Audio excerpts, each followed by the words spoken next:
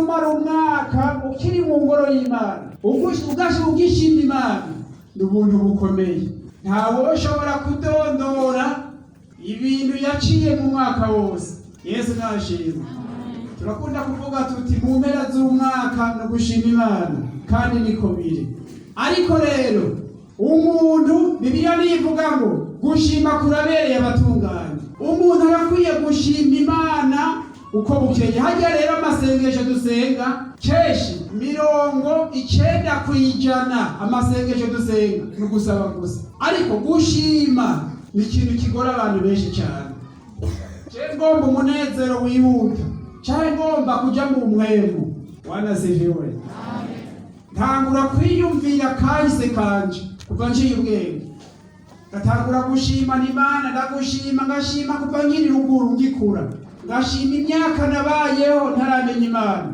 Ngashima maze gukura, maze gukora. Ngashima maze kuresha, ngashima n'ibintu byinshi. Ndakubwije ukuri, ukazoshima ufise ingorane, uzoza wumva za ngorane zose zihetse. Umuti w'ingorane rero si ukwiganyira no gushima. Mwishimwe rero Satani acahunga. Ingorane Abisirayeli bagize kwibagira ivy'Imana yabakoreye.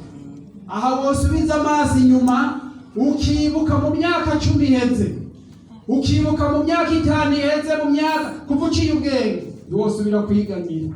Yesu nashimwe. Gushima rero ni ikintu gikomeye cyane. Nico gituma rero ingorane ntiziheze, kuko dutera twegera tuja mu ijuru, dushishikara guca mu nzira ifunganye. Rero niwashika mu bibazo uze wibuka uti Imana vya bintu wankorera cagihe Mana narakubonye, cagihe Mana niko ndagusenga warantabaye, n'ubu Mana nuntabara. Uze wibuke ivy'Imana yagukoreye. Subiza amaso inyuma, subiza amaso inyuma wiyumvire gatoya mu myaka 20 iheze aho waruri. Iyumvire mu myaka 20 iheze. Mugabo Shetani aguma kwereka ivyubuze gusa, aguma kwereka ingorane. Yibuka ya ngwara wasenga Imana ikagukiza.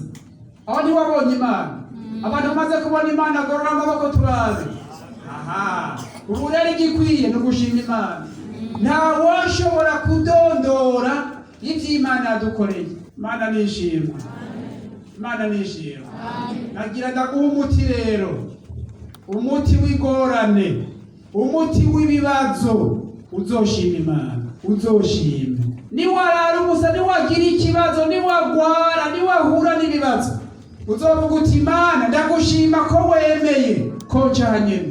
Murazi yuko ijambo ry'Imana rivuga ngo kuwizeye ngo byose bifadikaniriza hamwe kugirane kumuzanira ibyiza. Hari abantu Imana ibigira itabara, hazi ingorane n'agace tangura kuvuga ngo mu izina rya Yesu Satani mvako, na Imana igira gutabarira aho nyene. None Shandira akanemesha kinabuga intego kugira ngo bashigwe hejuru. Byaciye mu muriro. Kugira ngo Daniel ashigwe hejuru byaciye mu gutererwa mu gobo kw'intambwe. Aho nyene iyo nzira umenga biragoye, ni kugira ngo Imana yiheshe icubahiro. Rero umuti nturokote, ntiwiganyire, shima Imana, shima Imana. Na ijambo ry'Imana birashoboka rero, nta nyigisho ndende iri uno munsi. Birashoboka yuko wahuye n'ibibazo.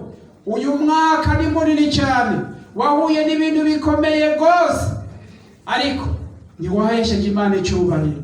Ninde muntu avuga ati ndagomba biguma byoroha mu munezero mubiki, ndagomba Imana indeme mwishimwe. Uhaguruke dusenga Imana. Ndabuze ibyakugoye, uhaguruke uvuga uti Imana ndagomba uyu mwaka, nimba nezerewe nzoshime, nimba haje ibibazo nzoshime. Haguruka dusabe inkomezi. Ibyakugoye uyu mwaka ntibyabuze, dusaba amaraso ya Yesu, dutangura umwaka mushasha turi mu nkomezi, twuzuye ubushobozi bwa Mwemu Yera. Nta muntu adakeneye inkomezi, nta n'umwe. N'ibyakugoye ntibyabuze, n'ibyakugoye ntibyabuze.